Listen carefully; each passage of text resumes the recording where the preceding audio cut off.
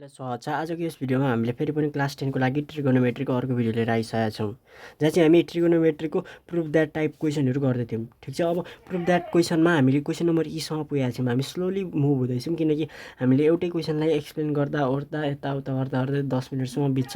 So त्यो हामी राम्ररी बुझ्ने हो। टाइम अब भयो नि हाल्छ, 10 मिनट 15 मिनट होइन 5 मिनट जति पनि लाग्छ। सो टाइम चाहिँ लिएर बुझौँ है त। बुझेपछि त हामीले गर्न सकिहालिन्छ नि त। सो अब यहाँ हेरौँ है। अब क्वेसन नम्बर ई म चाहिँ अब ढिला नगरिकन स्टार्ट गर्छु। सो क्वेसन नम्बर ईले भनिरहेको छ, क्वेसनहरू स्क्रिनमा नि आउँछ। ठिक छ, अब क्वेसन नम्बर ईले भनौँ 4 sin a dot cos cube a minus 4 cos a dot sine cube a equals to sine 4a। यो बराबर चाहिँ साइन 4a निकाल्नु पर्नेछ। अनि हामीलाई थाहा छ यहाँ हेरौँ, अब 4 sin a, अब यसलाई त हामीले चलाउन मिल्यो त, किनकि हामी मल्टिपल एङ्गलमा पनि छौँ। अनि हामीले कसरी सोच्नु पऱ्यो भन्दाखेरि हामी मल्टिपल एङ्गलमा छौँ।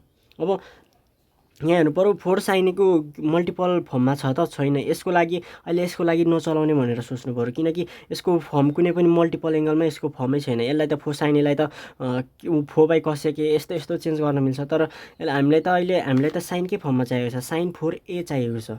ठिक छ, अब यो तरिका अर्को पाटो भयो। अब अर्को पाटो भनेको चाहिँ यहाँ कस क्युब ए छ। कुनै न कुनै हाम्रो मल्टिपल एङ्गलमा कुनै न कुनै फर्मुला चाहिँ क्युबको फर्ममा पनि आउँछ भन्न खोजेको।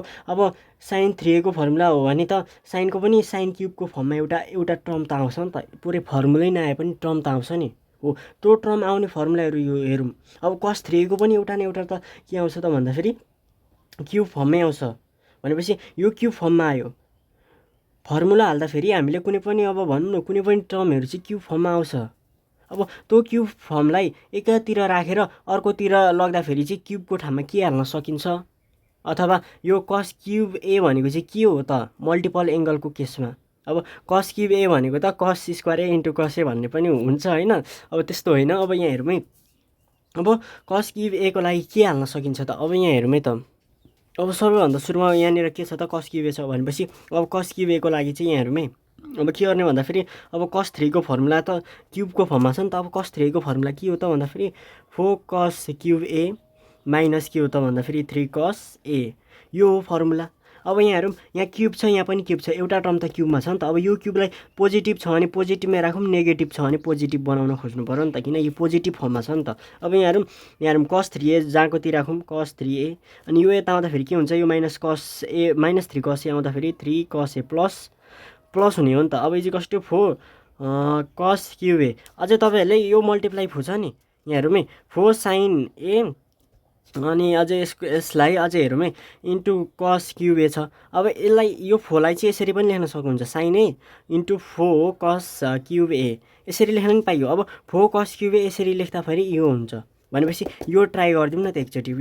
यो लेख्न मिल्दो रहेछ नि त। अनि यहाँ पनि त्यही हो। ठिक छ, अब त्यसो भए यो 4 छ भनेपछि त अब यसको ठाउँमा यो 4 हटाउने हो भने त 4 cos क्युब ए को ठाउँमा हामीले के हाल्न मिल्दो रहेछ, cos 3a plus 3 cos a, cos 3a plus 3 cos a भनेपछि अब यहाँ हेरौँ, मैले एलएचएस लेखिराखिनँ साइन ए, अनि यसको ठाउँमा हेरौँ है, यो 4 हाम्रो काम सक्यो, 4 को काम सक्यो नि त, मैले 4 लेखिहालेछु। So sorry for that. So cos 3a plus 3 cos a हाल्न मिल्दो रहेछ।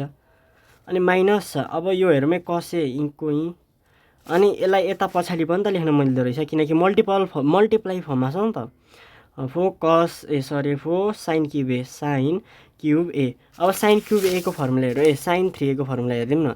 साइन 3a भनेको त के हो त भन्दाखेरि 3 sin a, अनि माइनस 4 sin क्युब ए। अब यो क्युब यो जुन पनि छ यो क्युबको टर्महरू नेगेटिभमा छ नि त, अगाडि नेगेटिभ छ भनेपछि यसलाई यता ल्याइदिँदाखेरि त के हुन्छ, पोजिटिभ हुन्छ नि त, किनकि इजिकल टु भन्दा यता ल्याउँदा त पोजिटिभ हुने हो। अब इजिकल्स टु यसलाई यता लगिदिउँ 3 sin a अनि माइनस साइन 3a।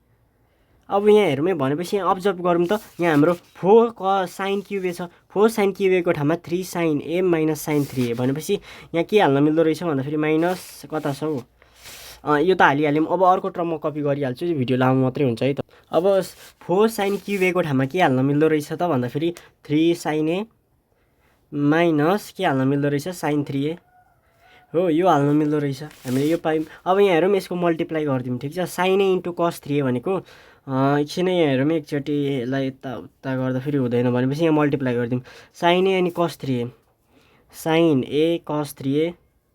ठिक छ, अनि प्लस अब साइन ए, यसलाई अगाडि यो 3 लाई अगाडि पनि लेख्न मिल्छ यसरी, 3 sin a अनि के त भन्दाखेरि कस ए, यसरी लेख्न मिल्यो अनि माइनस अब यसलाई यहाँ हेरौँ है 3 sin a ने अनि cos a अनि माइनस माइनस पोजिटिभ प्लस भयो अनि यो भनेको कस्तो भयो भन्दाखेरि sin 3a अनि के भयो त भन्दाखेरि cos a हो sin 3a cos a अब यहाँ हेरौँ minus 3 sin a cos a अनि plus 3 sin a cos a भनेपछि पोजिटिभ नेगेटिभ यो क्यान्सल आउट भनेपछि अब यहाँ हेरौँ है साइन के रह्यो भन्दाखेरि sin a cos 3a plus अब यो त सक्यो नि त अब यहाँ प्लस छ नि त अब यहाँ पनि प्लस छ एउटा प्लस प्लस अब यहाँ भन्दा पनि यो त यसको लागि प्लस हो यो चाहिँ यसको लागि माइनस हो अब यो दुईटै टर्म सक्यो भनेपछि यहाँको टर्म हेर्नु पर्यो यो प्लसमा छ अब plus sin 3a cos a भनेपछि यहाँ हेरौँ है अझै मजाले यहाँ हेरौँ है एकचोटि अझै एउटा स्टेप बढाइदिन्छु cos 3a यसलाई मैले अगाडि लेख्दा हुन्छ cos a लाई अगाडि लेखेँ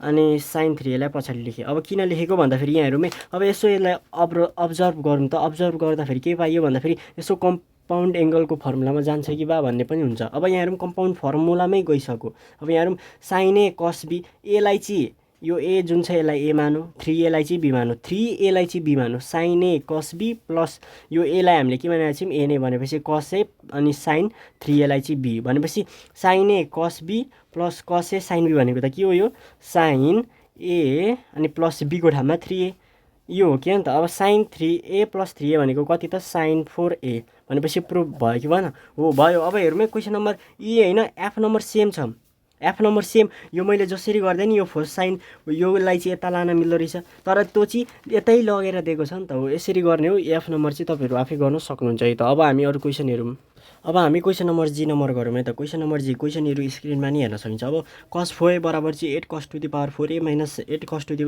cos स्क्वायर a प्लस 1 निकाल्नु पर्नेछ अब यो निकाल्नको लागि त दुई स्टेपको कम लो यहाँ हेरौँ एलएचएस कपी गरिराखिन तपाईँहरूलाई म कसरी गर्ने त्यो सिकाउँछु है त अब cos 4a भनेको हामीले के लेख्न सक्यो भन्दाखेरि यसलाई cos 2 into 2a लेख्न सक्यो नि त अब यो तपाईँहरूलाई आइसक्यो होला यो यति नै लेखिन्छ cos 2a into 2a भनेको त cos 4a हो नि त अब यसलाई हेर्ने नजर कस्तो हुनु पर्यो भन्दाखेरि cos अब यो 2a लाई चाहिँ पुरै a मान्ने यो 2a जति पनि छ यो a हो अब यो cos अनि के रहेछ cos 2 अनि यो 2a लाई चाहिँ के मान्नु पर्यो a मान्नु पर्यो भनेपछि cos 2a अब cos 2a को फर्मुला के हो 2 cos स्क्वायर a को ठाउँमा त 2a छ नि त 2 cos स्क्वायर a माइनस 1 यो त एउटा फर्मुला भयो अझै यहाँ हेरौँ अब 2 जस्ता तस्तै अब मैले यसो गरेर cos 2a को लागि यसरी होल स्क्वायर माइनस 1 लेख्न सक्छु कि सक्दिनँ यो किन सक्दिनँ र सक्छु नि हैन अब यहाँ हेरौँ cos स्क्वायर थीटा भनेको चाहिँ cos स्क्वायर थीटालाई cos थीटाको यसरी होल स्क्वायर पनि त लेख्न सक्छु नि त यो भन्नु र यो भन्नु एउटै हो भनेपछि यो 2 को त स्क्वायर छैन नि त यो त लेख्न सक्यो नि त अब यहाँ हेरौँ 2 छँदैछ अब अझै हेरौँ है cos 2a भनेको के हो अझै हामीलाई थाहा छ cos 2a भनेको त 2 cos स्क्वायर a माइनस 1 को होल स्क्वायर माइनस 1 अब यहाँ हेरौँ है 2 को 2 अब यहाँ हेरौँ ल अब यहाँ हेरौँ a स्क्वायर माइनस b स्क्वायरको फर्मुला लगाइदिउँ a square a minus b को होल स्क्वायरको फर्मुला के हुन्छ भन्दाखेरि यो भनेको त a 2 cos स्क्वायर a भनेको त 2 cos स्क्वायर a भनेको चाहिँ a छ अनि होल स्क्वायर a स्क्वायर यो भनेको त यति यो 2 cos स्क्वायर a त यसलाई त हामीले a मानेको छ नि त हो के नि त भनेपछि यो भनेको त a हो यसको पनि अझै स्क्वायर भनेको चाहिँ कति त अब यसको स्क्वायर हेर्नु पर्यो ठीक छ अब त्यसो भए अब यसको स्क्वायर भनेको त 2 cos स्क्वायर a को होल स्क्वायर ठीक छ a स्क्वायर माइनस 2 अनि a भनेको कति छ त हाम्रो भन्दाखेरि a को value 2 cos square a 2 cos square a अनि प्लस b को होल स्क्वायर भनेको 1 को स्क्वायर 1 नै हुन्छ ठीक छ अनि माइनस 1 अब यहाँ हेरौँ है 2 त 2 छँदैछ 2 cos स्क्वायर a को होल स्क्वायर भनेको 4 cos to the power 4a हो कि हैन अनि माइनस 2 2 जा 4 cos स्क्वायर a प्लस 1 अब त यहाँ सबैजनाले मिलाउन सकिन्छ आइसक्यो भनेर हैन सो अब यहाँ हेरौँ है 4 2 जा 8 cos to the power 4a अनि 2 अनि माइनस 4 into 2 भनेको माइनस 8 cos स्क्वायर a अनि फेरि 2 into प्लस 1 भनेको प्लस 2 अनि यो ब्राकेट खोलियो अब माइनस 1 अब हेरौँ है यो त निक्लियो नि cos to the power 4a 8 माइनस 8 cos स्क्वायर a अनि 2 माइनस 1 भनेको प्लस 1 यो त सबैजनाले बुझ्नुभयो होला सो यसरी नै गर्ने हो सो आजको यस भिडियोमा चाहिँ हामी यति नै गर्छौँ so that's all for today's video है त सो क्वेसनहरू तपाईँहरू स्क्रिनमा नि हेर्न सक्नुहुन्छ है त